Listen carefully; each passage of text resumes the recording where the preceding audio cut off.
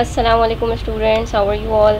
Welcome back with the lecture after your assessments, and today we are starting our chapter number 3, kinematics of linear motion. I am making this video again as there was a voice issue in the morning one, right? So I hope you will have no problem in this one, inshallah. Okay, let's start with the name of the chapter, kinematics and linear motion. Kinematics is the branch of physics in which we have to study the movement of objects. ठीक है, कोई भी object है उसकी जो भी movement है जिसकी वजह से उसकी पोजीशन में चेंज आ रहा है, ठीक है, इस टाइप की स्टडी को हम फिज़िक्स की काइनेमेटिक्स ब्रांच में डील करते हैं. अच्छा, पर उन मूवमेंट ऑफ ऑब्जेक्ट्स की कॉजेज़ क्या हैं, मतलब उन पे फोर्सेस किस तरह से एक्ट हो रही हैं, वो सब चीज़ें काइनेमेटिक्स का पार्ट नहीं है, right. Linear motion movement of object such that its position is change. कह रहे हैं ऑब्जेक्ट की ऐसी मूवमेंट जिसकी वजह से उसकी पोजीशन में चेंज आ जाए, इस तरह के मूवमेंट्स को हम कहते हैं लीनियर मोशन. तो बेसिकली इस चैप्टर में हमें लीनियर मोशन की स्टडी करनी है, ठीक है, कि उसमें जो है वो जो डिफरेंट पैरामीटर्स होते हैं वो किस तरह से ऑब्टेन होते हैं, डिस्टेंस कवर होता है तो फिर टाइम को हम किस तरह से मैनेज करते हैं and so on, right. Okay, so let's start with the definitions. Here is your question number 1, kinematics, rest, motion.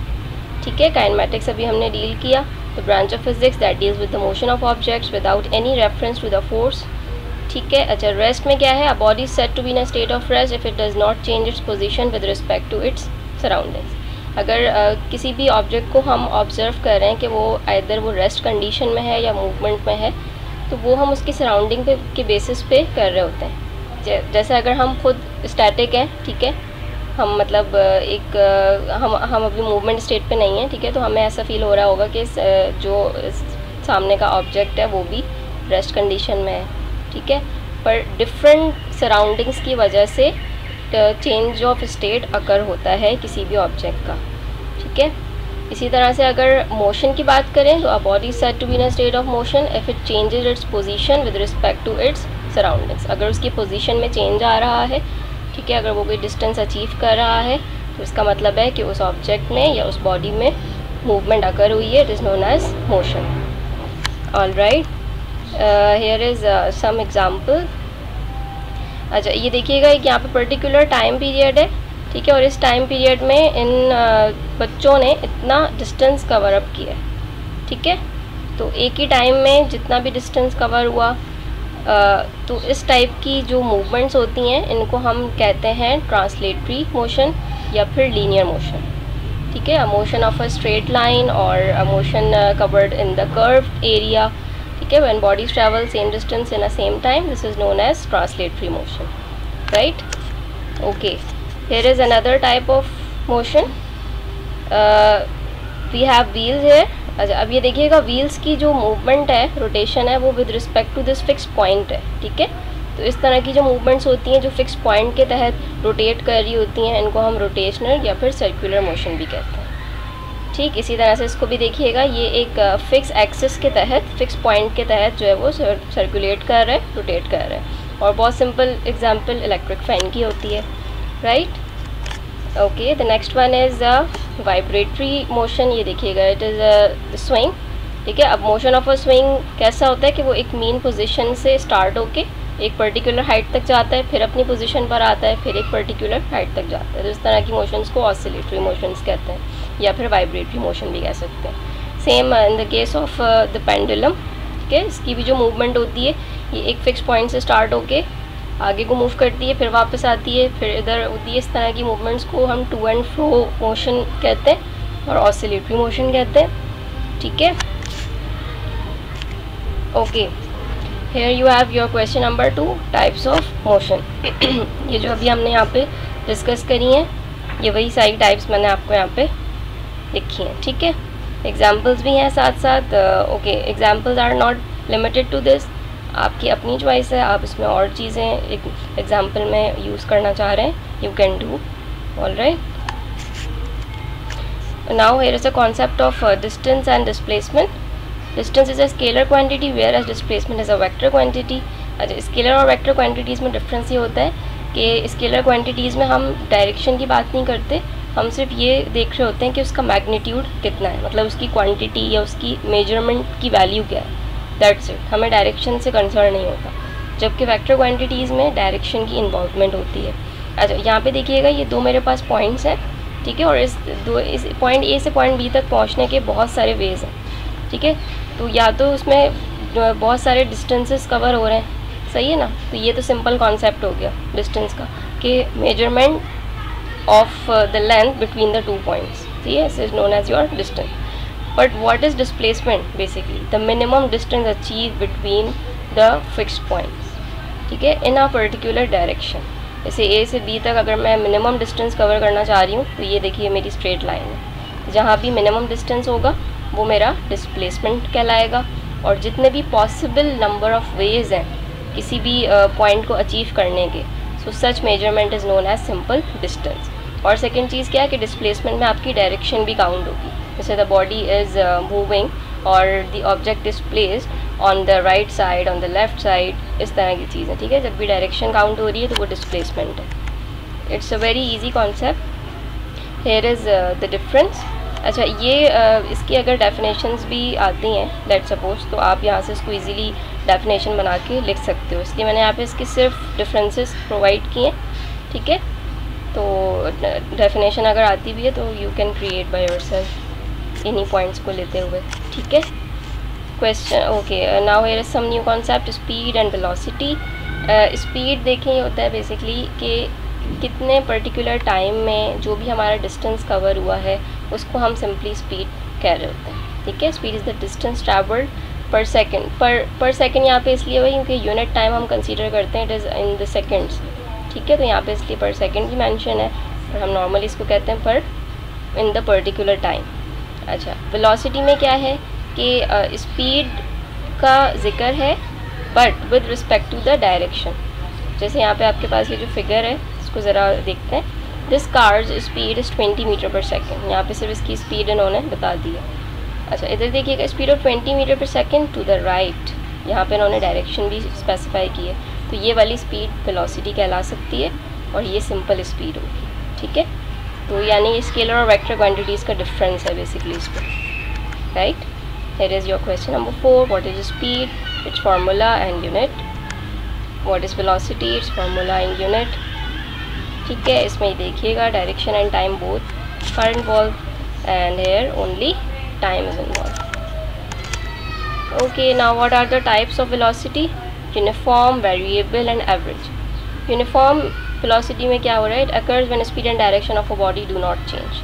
कह रहे हैं कि ना तो स्पीड में चेंज आ रहा है ना ही डायरेक्शन में चेंज आ रहा है। जैसे अगर एक स्ट्रेट रोड पे कोई कार ट्रैवल कर रही है, मूव कर रही है, और वो उसकी स्पीड सेम है, ना वो हाई हो रही है ना वो लो हो रही है, और वो क्योंकि वो रोड स्ट्रेट है उस पर कोई टर्न नहीं है तो उसकी डायरेक्शन में भी कोई चेंज नहीं आ रहा, ठीक है। तो इस तरह की जो वेलोसिटी होगी वो यूनिफॉर्म वेलोसिटी कहलाएगी। डायरेक्शन है तो पर चेंज नहीं होगी, ठीक है, ऐसा नहीं है कि वो डायरेक्शन लेस है, अगर डायरेक्शन लेस होता तो वो वेलोसिटी नहीं होती। वेरिएबल वेलोसिटी में क्या है कि विद रिस्पेक्ट टू टाइम आपकी वेलोसिटी में चेंज आ रहा है। अब वो चेंज कौन सा है, या तो उसकी स्पीड में राइज और फॉल हो रहा है, या फिर उसकी डायरेक्शन में चेंज आ रहा है जैसे टर्न्स हुए, ठीक है, या फिर दोनों चीज़ों में चेंज आ रहा है, डायरेक्शन के साथ स्पीड भी चेंज हो रही है, ठीक है।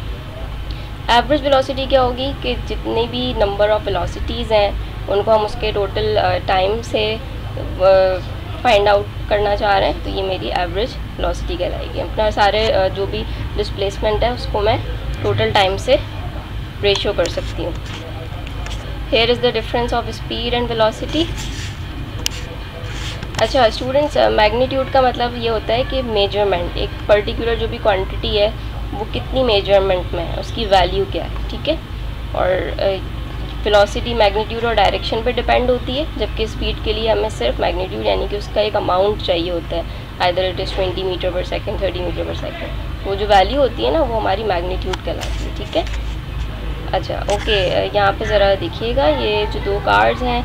अच्छा, इस वाले पार्ट में क्या हुआ है, this car is speeding up, ठीक है, और यहाँ पे क्या हो रहा है, this car is slowing down. अच्छा, वेलोसिटी अटेन हो रही है क्योंकि देखिए यहाँ पे एक पर्टिकुलर डायरेक्शन है, ठीक है, ये राइट साइड पे मूव कर रही हैं तो ठीक है वेलोसिटी ऑब्टेन हो रही है। पर cars is slowing down means velocity में डिक्रीज़ आ रहा है, ठीक है।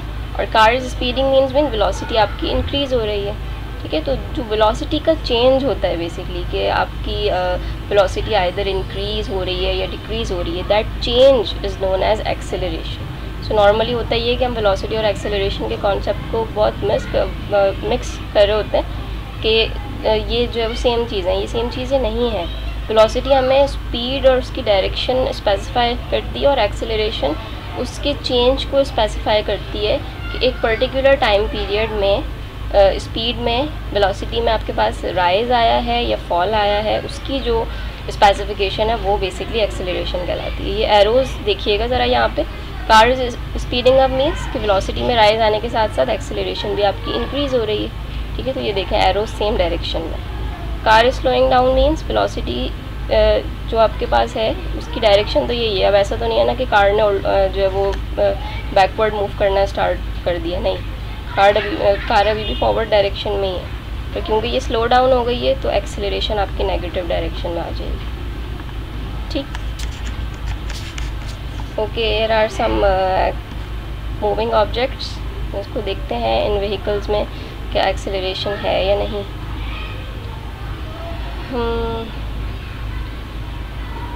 जहाँ जहाँ वेलोसिटी चेंज होगी वहाँ एक्सेलरेशन एग्जिस्ट करेगी, ठीक है। अच्छा जी,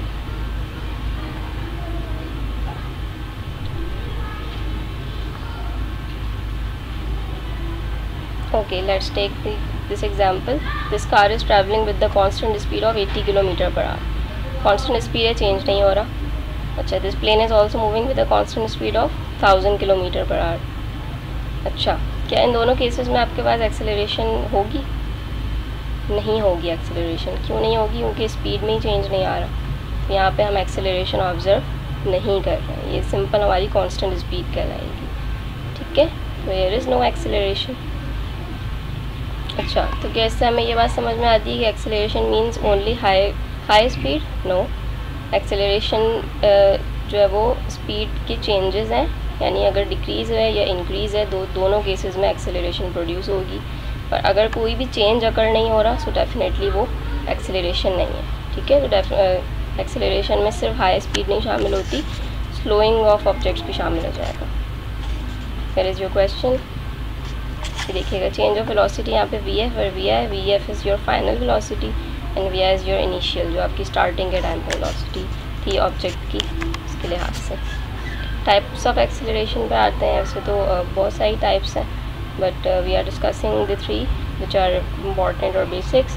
पॉजिटिव एक्सेलरेशन में क्या होगा कि जब आपकी वेलोसिटी ऑफ बॉडी इंक्रीज़ हो रही है तो वो एक्सेलरेशन पॉजिटिव कहलाती है, मतलब जिस डायरेक्शन में वेलोसिटी है इसी तरह से एक्सेलरेशन में भी इंक्रीज़ आ रहा है। नेगेटिव एक्सेलरेशन में क्या होगा कि बॉडी की जो वेलोसिटी है वो स्लो डाउन हो रही है, डिक्रीज़ हो रहा है उसमें।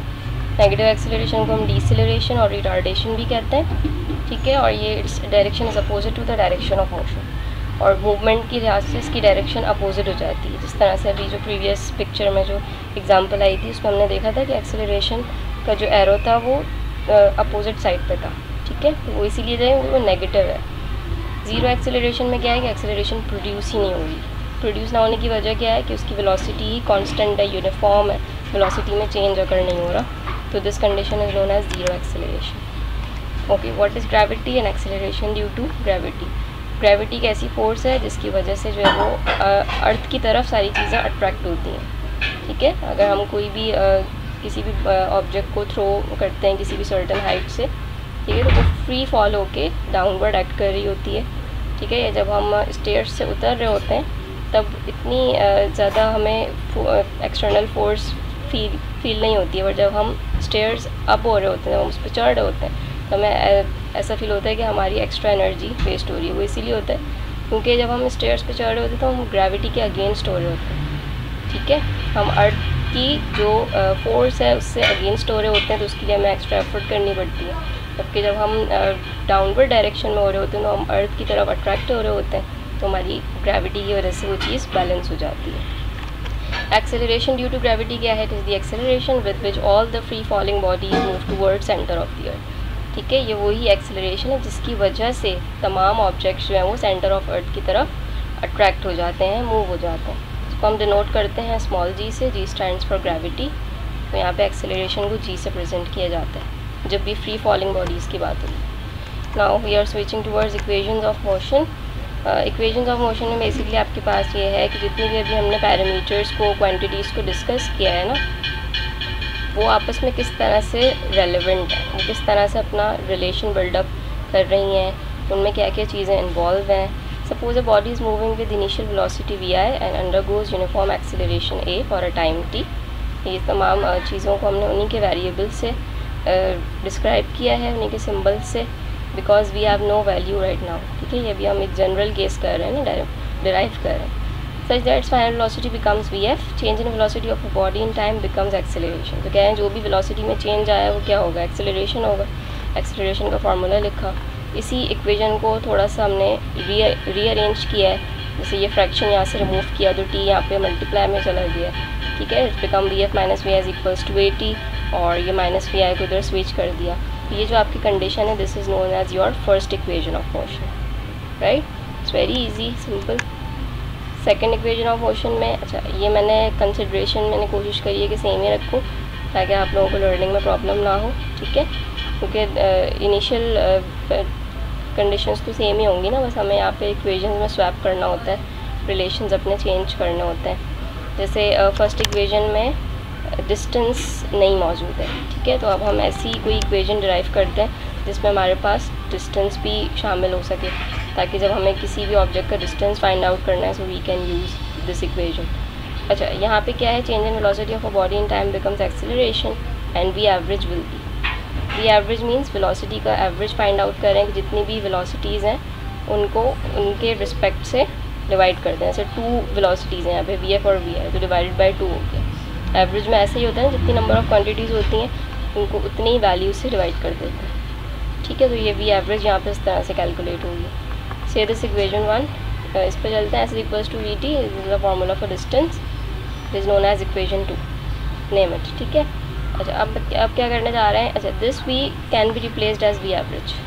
ठीक, टोटल वी एवरेज में क्या है, जो हम एक उसका एक मीन फाइंड आउट कर रहे हैं तमाम वेलोसिटीज़ का, तो it is the same thing, you can write here V average as well. Substituting v from equation 1 and equation 2, इसी v की वैल्यू को सब्सटीट्यूट करते हैं इस इक्वेशन में, तो यहाँ पे vf प्लस vi अपॉन 2 हो जाएगा, और ये t यहाँ पे पहले से प्रेजेंट है, से this equation A, right. Okay, from first equation of motion we have this one. ठीक है, फर्स्ट इक्वेशन में ये चीज़ ड्राइव करी है। अब इसमें से हम देखते हैं कि यहाँ पे हम क्या चीज़ प्लेस कर सकते हैं। जैसे देखें इस फार्मूले में vf है, तो यहाँ से हम vf की एक वैल्यू बता सकते हैं फर्स्ट इक्वेशन ऑफ मोशन से। तो मैंने यहाँ से क्या किया है कि vf की जगह vi प्लस at इधर पुट किया, ये देखिएगा। Now equation A becomes vi plus at plus vi, vf की जगह पे vi प्लस at पुट किया है, और remaining equation is the same. अच्छा, अब हम इसको थोड़ा सा सिंप्लीफाई करते हैं। ये देखिएगा vi becomes 2vi, right.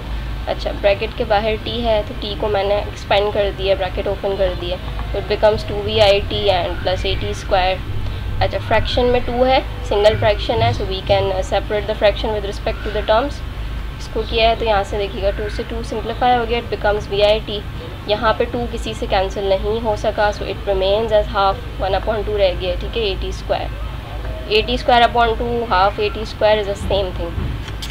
So this is your equation, second equation of motion. अब ये देखिएगा यहाँ पे भी डिफरेंट पैरामीटर्स आ गए, डिस्टेंस है, इनिशियल वेलोसिटी है, टाइम है, एक्सेलरेशन है। अब यहाँ पे जो चीज़ मिसिंग है वो क्या है, फाइनल वेलोसिटी। ठीक, तो किसी ना किसी तरह हर इक्वेशन में आपके पास कोई पैरामीटर मिसिंग होगा। ठीक है, पर उससे ये है कि दूसरे पैरामीटर को हम फाइंड आउट कर सकते हैं। Okay, now third equation of motion, initial considerations are the same, it is same till here, yes, it is same as second equation। मैंने यहाँ पे बहुत ज़्यादा चेंजेस नहीं किए, आप लोगों को प्रिपरेशन के लिए आसानी हो जाएगी। अच्छा, यहाँ से हम ये कर लेते हैं, फर्स्ट इक्वेशन ऑफ मोशन को with respect to t arrange करते हैं। तो t के रिस्पेक्ट से अरेंज करूँगी तो कुछ इस तरह की कंडीशन बनेगी। ये देखिएगा, a को मैंने यहाँ पे डिवाइड में शिफ्ट कर दिया, तो it becomes vf minus vi upon a।